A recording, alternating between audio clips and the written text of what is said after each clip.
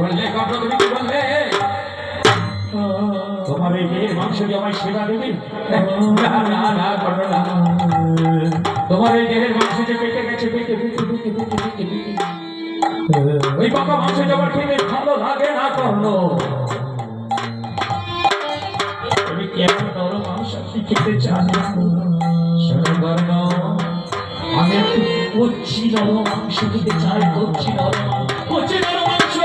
হ্যাঁ কর্ণ হ্যাঁ তাও যে সে কচ্ছি নরম মাংস নয় কর্ণ যে পুত্রের বয়স এখন 8 বছর